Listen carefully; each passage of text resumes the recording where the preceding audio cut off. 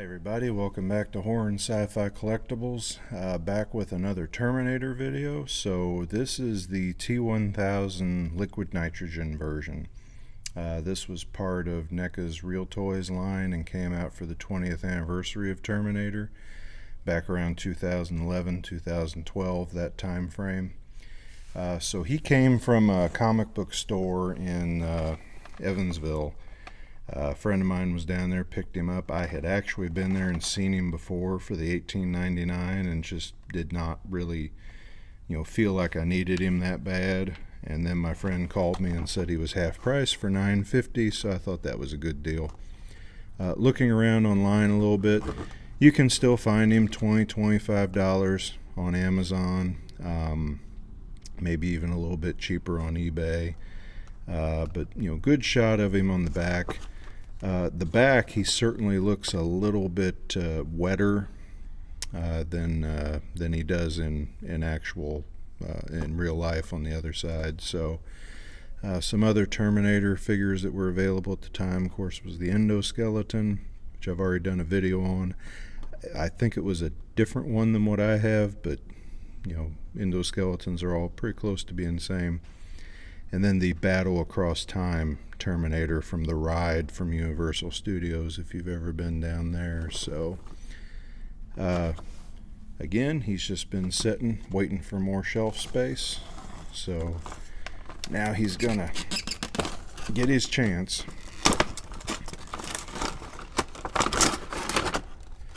And his accessory that he comes with is his 9mm. I believe it was a Beretta in the movie. And he has one tie. So this stuff that's on him for the liquid nitrogen effect looks kind of like popcorn salt. That's what it makes me think of.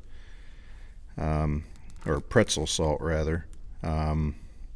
So he has his left hand closed a little bit, so I think you could put the gun in there. Of course, Robert Patrick was left-handed, and the gun was, always on that side.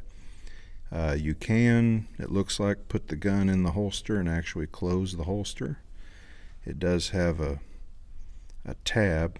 We'll see if we can get it to stay.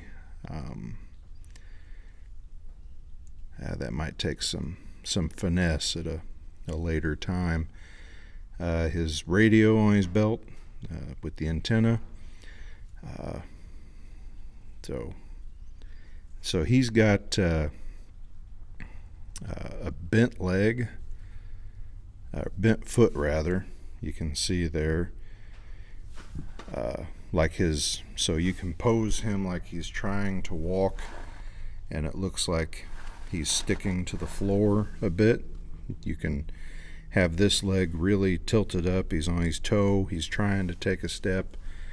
I didn't know if I liked this figure when I saw it. Now that I see it in person, I think it's pretty cool. It was definitely a neat part of the movie, to see him walk through the nitrogen and get frozen and get stuck.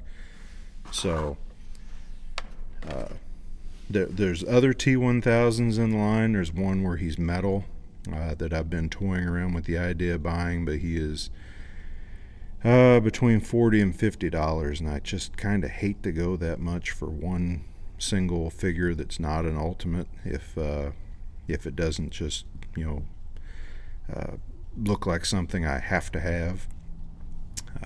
That's a pretty good likeness in the face, at least of what you can see of the face of Robert Patrick. It almost looks more like a comic book version of him, but still good. And of course that white stuff is all over him, so give the idea of ice on him. But I think I'm going to have to make sure that on the shelf he's turned a little bit so you can see that back foot and how it looks like he's trying to step, but he's sticking to the ground a little bit. So anyway, kind of a short video. There's not a whole lot to him. So like and subscribe. I've already got a few Terminator videos. There'll be several more Terminator 2, Terminator 2, Evil Dead, and Jason is probably the biggest part of my 7-inch figures collection, so you'll be seeing more of these. So until next time, I'll talk to you later. Thanks.